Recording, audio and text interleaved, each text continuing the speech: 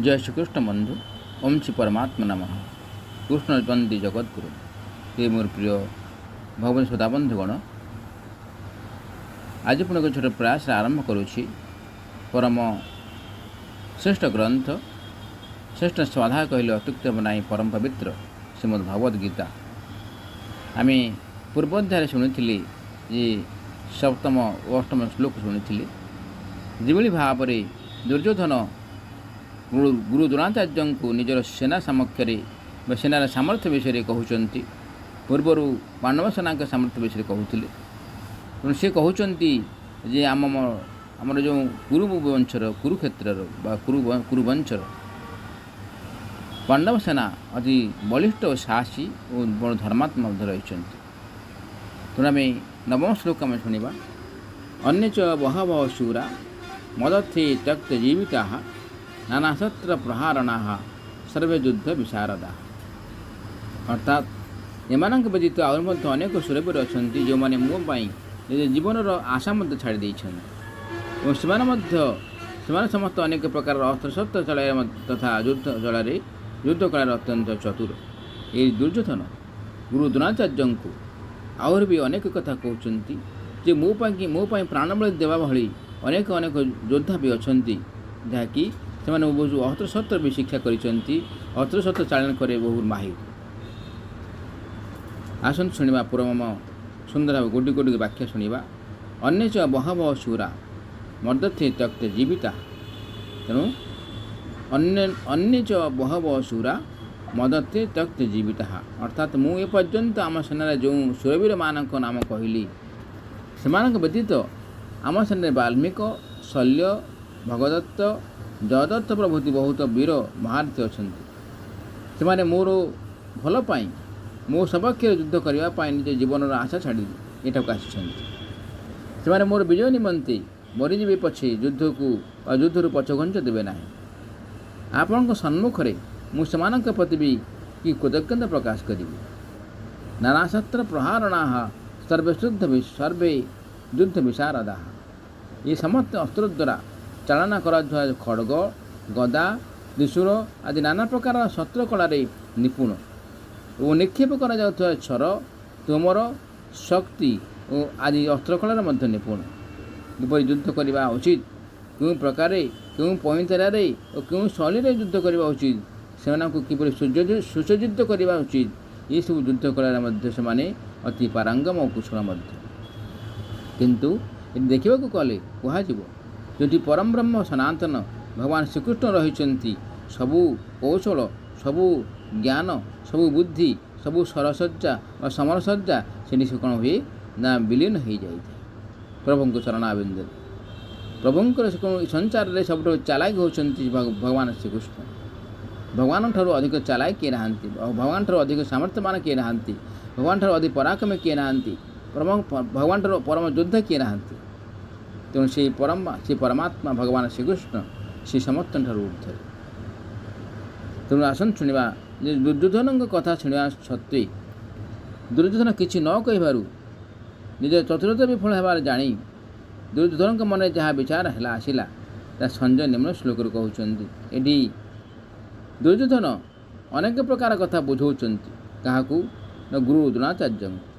गुरु द्रोणाचार्य पदटी कथा पाटर बाहर ना से खाली शुणुंट कि कथा कहूना।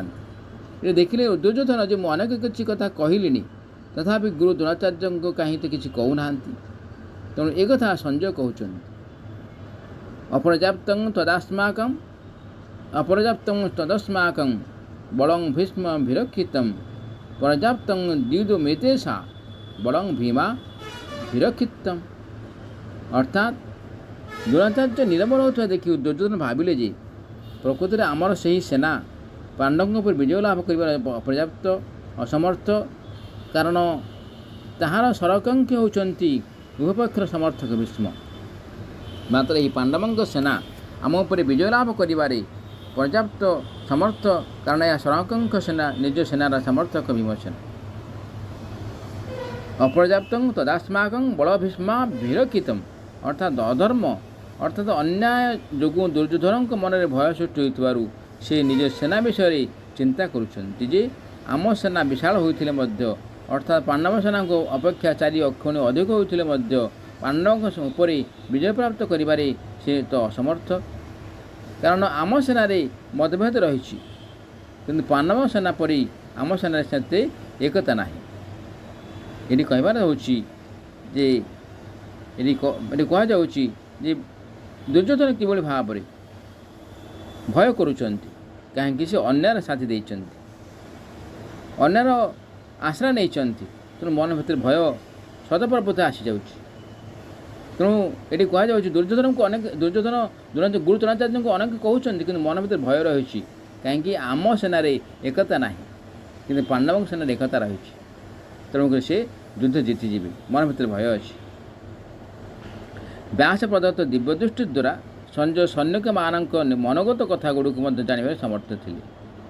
तेणु प्रकाशं वा दी वा जदि वा निशि मनसा चिंतिमपि सर्वं वेच्यति संजय। ये संजय को कौन कर व्यासदेव कौन करते ना संजय को दिव्यदृष्टि देते। दिव्यदृष्टि ये जे महाभारत युद्ध रे सबकि कहे क्या ना महाराज धृतराष्ट्र को कहे क्या धृतराष्ट्र जापर ना कि आखि ना अंध तो सब कथा से कौन कहे सबकि संजय ही कहे क्या कौन कौन हो युद्ध में कौन हो कहे। तेणु संजय कौन कहते आम शुणा तो जाना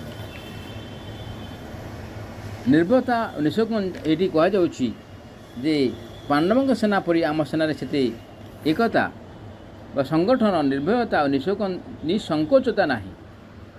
आम सेनार मुख्य सरंग हूँ पितामह भीष्म उभय पक्षर समर्थक कहीं ना पितामह भीष्म समस्त को एकाकर विचार करुले कौरव मानू सहित पांडव मानक निज पुओ भली विचार करुले निज नाती भली विचार करुले।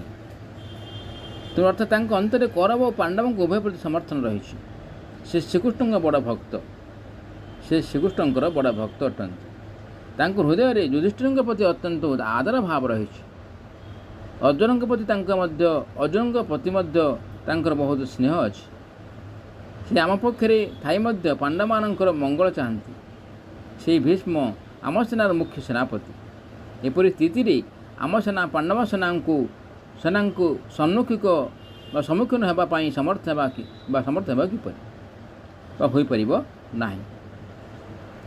पर्याप्त द्वितमेतेषां बलं भीमा विरक्षित अर्थात परंतु पांडव सेना आम पर विजय प्राप्त करिबारे समर्थ कारण एमानंक सेनारे मतभेद ना बरं समस्ते एकमत हो संगठित होइचंती।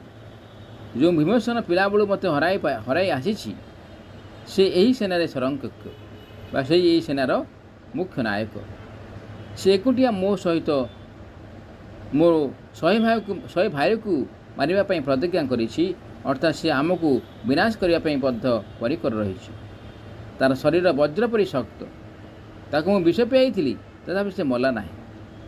एतादृश भीमसेन पांडव सेनार संकंक होइथिबारु से यही सेना वास्तव में समर्थ और पूर्ण।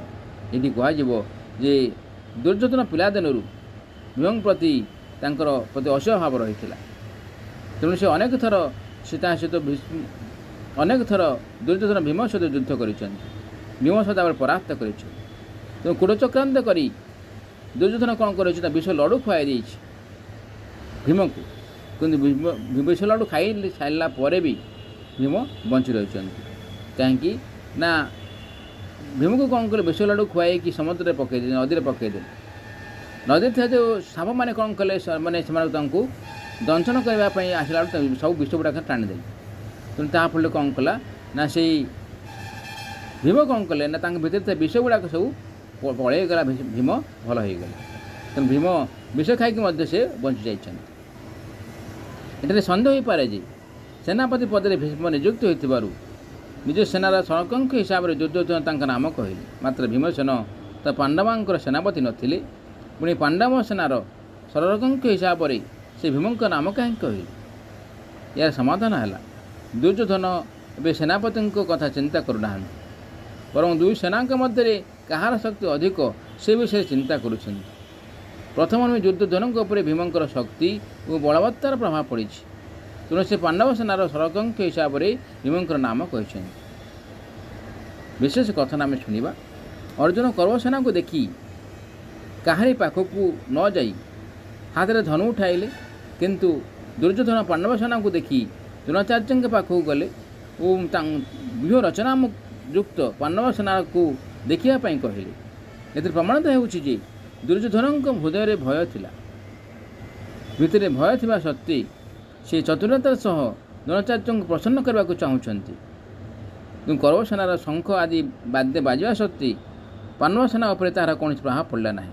କିନ୍ତୁ ପାଣ୍ଡବ ସେନାର ଶଙ୍ଖ ବାଜିଲା କ୍ଷଣି ଦୁର୍ଯ୍ୟୋଧନ ଆଦିଙ୍କର ହୃଦୟ ବିଦୀର୍ଣ୍ଣ ହୋଇଗଲା। ଏଥିରେ ପ୍ରମାଣିତ ହେଉଛି ଯେ ଅଧର୍ମ ଓ ଅନ୍ୟାୟର ପକ୍ଷ ନେଇଥିବାରୁ ଦୁର୍ଯ୍ୟୋଧନ ପ୍ରଭୃତିଙ୍କ ହୃଦୟ ଦୁର୍ବଳ ହୋଇଯାଇଥିଲା ଓ ସେଥିରେ ଭୟ ବସା ବାନ୍ଧିଥିଲା। ତେଣୁ ଭିତରେ ଭୟ ଥିବା ସତ୍ତ୍ୱେ ସେ ଚତୁରତାର ସହିତ ଦ୍ରୋଣାଚାର୍ଯ୍ୟଙ୍କୁ ପ୍ରସନ୍ନ କରିବାକୁ ଚାହୁଁଛନ୍ତି।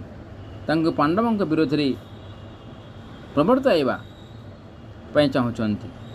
ଦୁର୍ଯ୍ୟୋଧନଙ୍କ ହୃଦୟରେ ଅଧର୍ମ ଓ ଅନ୍ୟାୟ ଓ ପାପ ରହିଛି। ଅନ୍ୟାୟ ଓ ପାପୀ କେବେ ନିର୍ଭୟରେ ଏବଂ ସୁଖ ଶାନ୍ତିରେ ରହିପାରେ ନାହିଁ, ଏହା ନିୟମ। ମାତ୍ର ଅର୍ଜୁନଙ୍କ ହୃଦୟରେ ଧର୍ମ ଓ ନ୍ୟାୟ ରହିଛି। ତେଣୁ ଅର୍ଜୁନଙ୍କ ହୃଦୟରେ ନିଜର ସ୍ୱାର୍ଥ ସିଦ୍ଧି କରିବାର ଚତୁରତା ନାହିଁ କି ଭୟ ନାହିଁ, ହେଲେ ଉତ୍ସାହ ବୀରତ୍ୱ ରହିଛି। ସେଇଥିପାଇଁ ତ ସେ ବୀରତ୍ୱ ସହକାରେ ସେନା ନିରୀକ୍ଷଣ କରିବା ପାଇଁ ଭଗବାନଙ୍କୁ ଆଜ୍ଞା ଦେଉଛନ୍ତି। ହେ ଅଚ୍ୟୁତ, ଦୁଇ ସେନାଙ୍କ ମଧ୍ୟରେ ମୋ ରଥ ଠିଆ କରନ୍ତୁ। ତାତ୍ପର୍ଯ୍ୟ ହେଲା, ଯାହାର ଅନ୍ତରରେ ନାଶବାନ ଧନ ସମ୍ପତ୍ତି ଇତ୍ୟାଦିର ଆଦର ଥାଏ ଏବଂ ଅଧର୍ମ ଅନ୍ୟାୟ ଓ ଦୁର୍ଭାବନା ଥାଏ, ତାଠାରେ ବାସ୍ତବିକ ବଳ ନଥାଏ। ସେ ଭିତରେ ଫମ୍ପା ଓ ଆଦୌ ନିର୍ଭୟ ନୁହେଁ। ମାତ୍ର ଯାହା ହୃଦୟରେ ସ୍ୱଧର୍ମ ପାଳନର ଓ ଭଗବାନଙ୍କର ଆଶ୍ରୟ ରହିଛି, ସେ କେବେ ଭୟଭୀତ ହୁଏ ନାହିଁ। ତାହାର ବଳ ବାସ୍ତବ, ସେ ସର୍ବଦା ନିଶ୍ଚିତ ଓ ନିର୍ଭୟ ରହେ। ଅତଏବ ଆତ୍ମକଲ୍ୟାଣ ଚାହୁଁଥିବା ସାଧକ ଅଧର୍ମ ଅନ୍ୟାୟ ଆଦି ସର୍ବଦା ତ୍ୟାଗ କରି ଏକମାତ୍ର ଭଗବାନଙ୍କର ଆଶ୍ରୟ ନେଇ ଭଗବତ ପ୍ରୀତ୍ୟର୍ଥେ ସ୍ୱଧର୍ମ ପାଳନ କରିବା ଉଚିତ। ଭୌତିକ ସମ୍ପତ୍ତିକୁ ମହତ୍ତ୍ୱ ଦେଇ ସଂଯୋଗ ଜନିତ ସୁଖର ପ୍ରଲୋଭନରେ ପଡ଼ି କେବେ ଅଧର୍ମର ଆଶ୍ରୟ ନେବା ଉଚିତ ନୁହେଁ। କାରଣ ଏଥିରେ ମନୁଷ୍ୟର କେବେ ବି ହିତ ହୁଏ ନାହିଁ, ବରଂ ଅହିତ ହିଁ ହୁଏ। ପରିଶିଷ୍ଟ ଭାବ ଶୁଣିବା। ଅର୍ଜୁନ ଅସ୍ତ୍ରଶସ୍ତ୍ର ସୁସଜ୍ଜିତ ନାରାୟଣ ସେନାକୁ ସ୍ୱୀକାର ନ କରି ନିଃଶସ୍ତ୍ର ଭଗବାନ ଶ୍ରୀକୃଷ୍ଣଙ୍କୁ ସ୍ୱୀକାର କରିଥିଲେ। ତେଣୁ ଏବ ମୁକ୍ତସ୍ତୁ କୁଷ୍ଟେନ କୁନ୍ତିପୁତ୍ର ଧନଞ୍ଜୟ ଅଯୋଧ୍ୟମାନ ସଂଗ୍ରାମେ ବରୟା ମାସ କେଶବ। ଏବଂ ଦୁର୍ଯ୍ୟୋଧନ ଭଗବାନଙ୍କୁ ସ୍ୱୀକାର ନ କରି ନାରାୟଣ ସେନାଙ୍କୁ ସ୍ୱୀକାର କରିଥିଲେ। ତାତ୍ପର୍ଯ୍ୟ ହେଲା, ଅର୍ଜୁନଙ୍କର ଦୃଷ୍ଟି ଭଗବାନଙ୍କ ଉପରେ ଥିବା ସ୍ଥଳେ ଦୁର୍ଯ୍ୟୋଧନଙ୍କ ଦୃଷ୍ଟି ବୈଭବ ଉପରେ ଥିଲା। ଭଗବାନଙ୍କର ପ୍ରତି ଯାହାର ଦୃଷ୍ଟି ଥାଏ, ତାହାର ହୃଦୟ ବଳବାନ ହୋଇଥାଏ, କାରଣ ଭଗବାନଙ୍କର ବଳ ବାସ୍ତବ। ମାତ୍ର ସାଂସାରିକ ବୈଭବ ପ୍ରତି ଯାହାର ଦୃଷ୍ଟି ଥାଏ, ତାର ହୃଦୟ ତାର ଦୁର୍ବଳ ହୋଇଥାଏ, କାରଣ ସଂସାରରେ ବଳ ଅବାସ୍ତବ। କାରଣ ସଂସାରରେ ବଳ ହେଉଛି ଅବାସ୍ତବ, ସଦାବେଳେ ସ୍ଥାୟୀ ନୁହେଁ। କିନ୍ତୁ ଭଗବାନଙ୍କର ଯେଉଁ ଆଶା ରଖିବା, ଭଗବାନ ବିଶ୍ୱାସରେ ବସି ହେଉଛି ବଳ ଠିକ୍ ବାସ୍ତବ, ଯେଉଁଟାକି ଭଗବାନଙ୍କର ଅନିତ୍ୟ ଆନନ୍ଦ ମିଳେ, ଅନିତ୍ୟ ଶକ୍ତି ମିଳିଥାଏ। ଏଠି ଆମେ ଶୁଣିଲେ ଆଜି ଯେ ନବମ ଶ୍ଲୋକ ଓ ଦଶମ ଶ୍ଲୋକ। ଆସନ୍ତାକାଲି ସେ ସୁନ୍ଦର ସକାଳରେ ଆମେ ଶୁଣିବା ଜାଣିବା ଏକାଦଶ ଶ୍ଲୋକ ବା 11 ଶ୍ଲୋକ ଓ 12 ଶ୍ଲୋକ ଆମେ ଶୁଣିବା। କିଭଳି ଭାବରେ ଦୁର୍ଯ୍ୟୋଧନ ପିତା ଭୀଷ୍ମକୁ ପ୍ରସନ୍ନ କରିବା ପାଇଁ ନିଜ ସେନାର ସମସ୍ତ ମହାରଥୀମାନଙ୍କୁ କହୁଛନ୍ତି। ଆସନ୍ତୁ ବନ୍ଧୁ, ରହୁଛି ଏ ସୁନ୍ଦର କଥା କିଭଳି ଭାବରେ ଲାଗିଲା ନିଶ୍ଚିତ ଭାବେ କମେଣ୍ଟ ଦ୍ୱାରା ଜଣାଇବେ ବୋଲି ରହୁଛି। ନମସ୍କାର, ଜୟ ଜଗନ୍ନାଥ, ଜୟ ସୀତାରାମ, ଜୟ ଶ୍ରୀକୃଷ୍ଣ, ଜୟ ଶ୍ରୀକୃଷ୍ଣ।